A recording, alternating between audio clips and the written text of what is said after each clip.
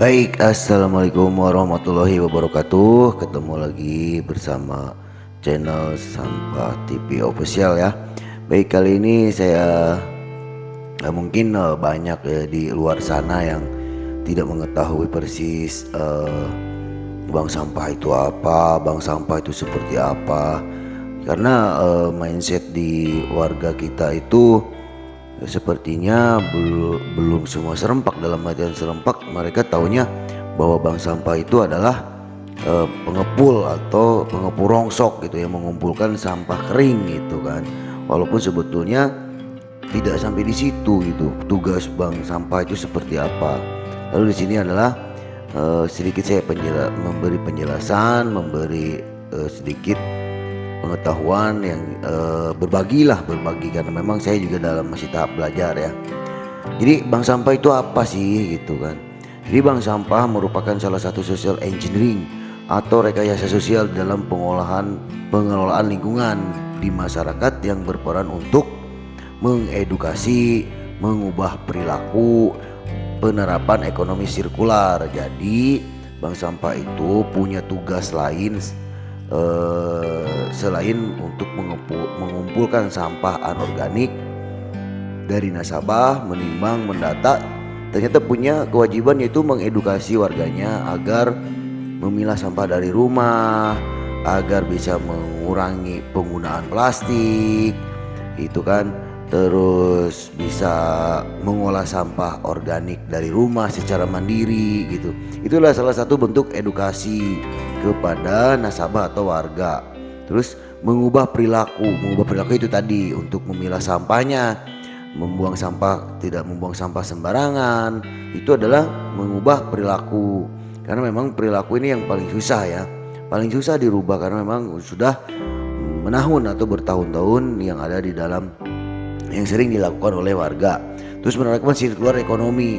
Jadi sirkular ekonomi itu berkesinambungan ya, dalam artian berkesinambungan. Jadi ada asas manfaatnya antara si penabung, terus penabung sampah dalam hal ini, terus pengelola bank sampah, lalu bank sampah ada di atasnya lagi yaitu bank sampah induk gitu kan. Nanti kita jelaskan di depan. Nah, ini adalah gambaran bank sampah yang ada di Jakarta ya. Sangat banyak dan luas ya sebarannya, khususnya ini di DKI ya, selaku provinsi atau selaku ibu kota Indonesia ya. Dan sudah mulai lumayan, sudah banyak ya bank sampah di Jakarta ini. Mungkin di daerah lain juga banyak, cuman kan mungkin ada yang terdata oleh pihak terkait, dalam hal ini Dinas Lingkungan Hidup. Adapun yang datanya ada di Kementerian KLHK ya. Jadi jumlah nasabah yang ada di Jakarta ini ada sekitar 203.502 nasabah bank sampah ya. Lalu bank sampahnya ada sekitar 3.118 ya kan. Nah, terus si bank sampah ini juga 26 ton per hari reduksi bank sampah. Jadi dalam sehari itu bisa nyampe 26 ton sampah yang direduksi oleh bank sampah. Lalu 2.500 ton anorganik didaur ulang di TPS. Jadi tidak semua sampah anorganik itu dibuang ke TPS ya untuk di DKI, karena memang di DKI ini sangat intens untuk masalah pengolahan sampah. Termasuk sampai hadirnya Pergub 77, Pergub 102. Jadi Pergub 77 itu terkait pengolahan sampah di lingkungan ya. Adapun ke Pergub 102 adalah untuk mengatur kawasan-kawasan industri ya, komersial lah intinya begitu ya. Jadi harus punya pengolahan sampah secara mandiri ya. Sumber ini data ini saya ambil sumbernya dari Dinas Lingkungan Hidup DKI Jakarta. Mungkin ini yang tidak diketahui oleh warga masyarakat, khususnya warga Jakarta. Tentunya di kota-kota besar seperti di Jakarta sebagai ibu kota Indonesia, permasalahan bank sampah yang ada di Jakarta jadi tidak lepas dari permasalahan gitu kan.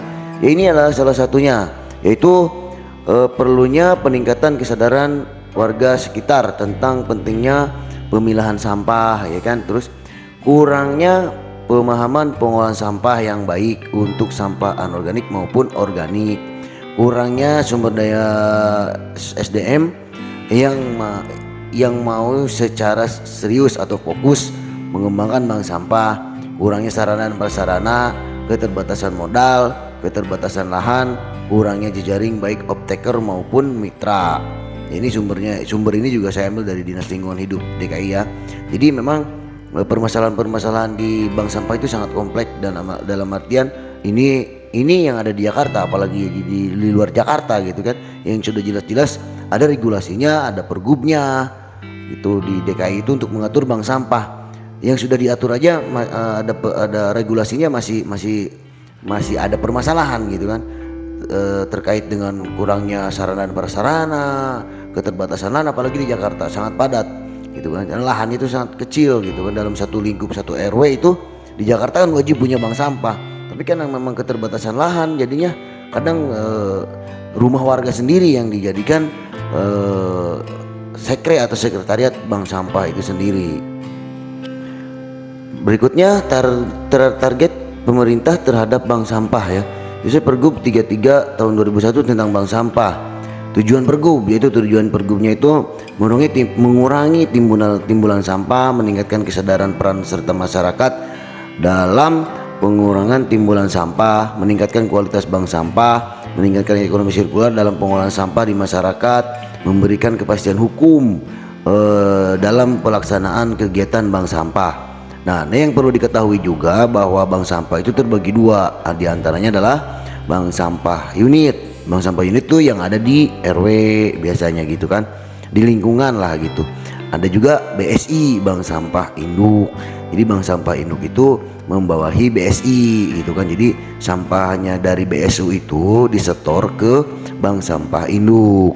Itu ada juga sih BSU yang sampahnya itu dijualnya ke lapak-lapak, yaitu Bank BSI pun tidak mewajibkan untuk sampahnya itu dijual atau dikonversi ke uangnya itu disetor ke BSI gitu, bebas untuk BSU. Cuman memang kalau ke BSI itu disetornya kita ada perhatian lah dari BSI, dari bank sampah induk ini, misalkan kewajibannya untuk pelatihan dan sebagainya termasuk dengan sarana dan prasarana gitu ya.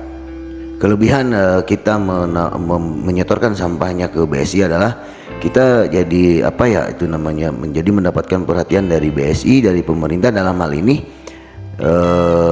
terkait dengan sarana dan prasarana gitu kan. Walaupun memang BSI juga punya keterbatasan untuk memberikan bantuan atau sarana dan prasarana ke bank sampah unit yang ada di RW. Nah, ini berikutnya adalah peran strategi pemerintah dalam pengembangan bank sampah. Menerbitkan Pergub 33 tahun 2001 tentang bank sampah, melakukan kegiatan pengembangan dan pendampingan bank sampah, membuat platform KSBB persampahan di sumber, kemitraan dengan pihak lain misalnya startup atau perbankan, aktivitas Jakarta Sadar Sampah dengan bank sampah, memasukkan reduksi sampah di bank sampah dalam target KSD 26 pengurangan sampah di sumbernya. Jadi sumber ini saya ambil dari Dinas Lingkungan Hidup juga ya. Jadi di Jakarta itu ada namanya platform KSBB ya. Jadi KSBB itu adalah para donatur, dalam artian orang-orang yang mau menyumbangkan atau memberikan CSR-nya ke bank sampah itu melalui platform KSBB gitu kan. Jadi sudah disediakan wadah sendiri. Jadi kita selaku bank sampah di unit atau di BSI itu tidak lagi mencari-cari ke sana ke sini untuk mencarikan CSR, tapi memang sudah disediakan platformnya situ sendiri. Terus memfasilitasi kemitraan dengan pihak lain misalnya gitu kan, dengan startup perusahaan lain gitu. Lalu berikutnya adalah strategi pengembangan bank sampah. Ini melengkapi legalitas bank sampah, misalnya koperasi, PT dan lain-lain. Jadi memang bank sampah ini dituntut untuk punya legalitas ya. Jadi entah itu koperasi, entah itu PT. Jadi itulah peran pemerintah untuk memfasilitasinya, terus melengkapi perjanjian untuk menjadi waste management partner, aktif mengedukasi masyarakat untuk memperluas cakupan pelayanan sehingga semakin mengedukasikan banyak nasabah, warga, sekolah, dan institusi lainnya ya. Kreasi dan inovasi dalam pengembangan unit kegiatan dengan semakin banyak program dan solusi. Jadi tidak cuma sebatas mengumpulkan sampah. Inilah salah satu tugas dari bank sampah itu sendiri ya. Jadi bank sampah itu yang paling penting adalah mempunyai legalitasnya, legalitas hukum. Jadi agar mempunyai nomor rekening secara kelembagaan ya. Dalam hal ini bank sampah itu didorong untuk di bawah koperasi ataupun PT ataupun CP gitu kan. Lalu ini adalah banyak juga program yang bisa dilakukan di bank sampah unit, misalkan membuat warung sembako, menukarkan sampahnya dengan pupuk, menukarkan sampahnya dengan sembako, dengan misalkan dengan les bahasa, pengolahan lingkungan, terus integrated farming. Banyak sebetulnya strategi-strategi yang untuk pengembangan bank sampah itu sendiri. Lalu inilah strategi kemitraan bank sampah. Jadi bank sampah itu dituntut untuk bermitra bersama dengan CSR. Itu tadi kalau di DKI itu sudah disediakan platformnya, yaitu KSBB ya. Jadi memang banyak sekali bank sampah ini bisa bermitra CSR-nya, misalkan ke pemerintahan, instansi pemerintahan, di Dishub, ke dinas-dinas ya yang ada di provinsi, kemitraan keuangan, SDM, sosial, swasta, mitra pembayaran nasabah, banyak sekali. Bahkan dengan perbankan, Bank DKI, BNI, BSI, bahkan BRI juga bisa. Lalu mitranya itu dengan optaker, pabrik pengolahan limbah plastik. Dan itu adalah salah satu inovasi pengembangan strategi mitra di bank sampah gitu kan. Jadi kita harus selain inovasi untuk mendaur ulang, dalam manajemen juga harus kita berinovasi terus, berkembang gitu kan. Nah, ini adalah bentuk kolaborasi pemerintahan dengan NGO dan dunia usaha dalam meningkatkan kualitas bank sampah, edukasi masyarakat, pelatihan bank sampah, dukungan sarana prasarana, dukungan lainnya. Jadi dari NGO ini kita berkolaborasi untuk mengedukasi masyarakat bahwa sangat pentingnya dalam pengolahan sampah atau pemilahan sampah ya. Lalu tidak lupa juga pelatihan kepada bank sampah atau pengurus bank sampahnya itu sendiri. Dukungan sarana prasarana mungkin itu lebih jauh lagi ya, dan dukungan lainnya seperti pelatihan misalkan manajemen media sosialnya, karena memang sekarang ini memang zaman sudah digital gitu ya. Nah, ini ada di DKI juga adalah bank sampah itu sudah kolaborasi melalui KSBB persampahan ya. Ada 17 kolaborator ya, terus ada 118 penerima bantuan, nilainya ya sangat lumayan lah, sampai sekian gitu kan. Nah, ini adalah kolaborator yang telah tergabung dengan KSBB yang ada di DKI ini ya, yang ada di DKI, dan ini harusnya bisa dikembangkan di daerah-daerah atau misalkan gubernur, wali kota di kabupaten lainnya. Nah, ini adalah para mitra bank sampah dalam KSBB. Jadi dalam KSBB itu banyak ya, itu tadi kolaborator ya, seperti Yayasan Unilever, terus Wanahapi Misi Indonesia, WAFI ya, PT Aplikasi Karya Anak Bangsa, Gojek. Nah, terus ada PT Jasa Marga, Rekosistem, banyak, PT Jaminan Pembayaran, Westport Chain, PT Astra Honda.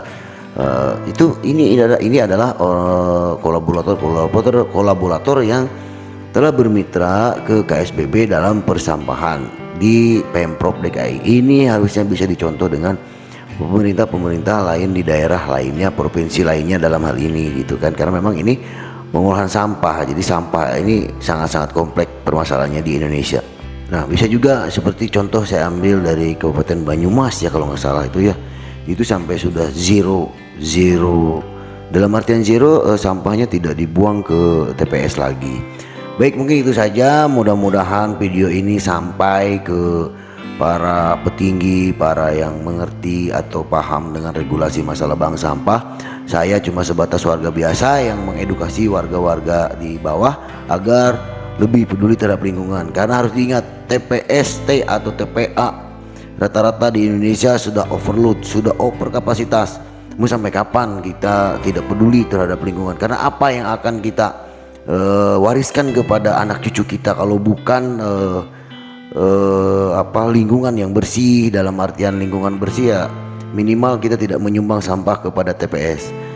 Mungkin itu saja, lain waktu kita akan sambung lagi. Terima kasih. Assalamualaikum warahmatullahi wabarakatuh.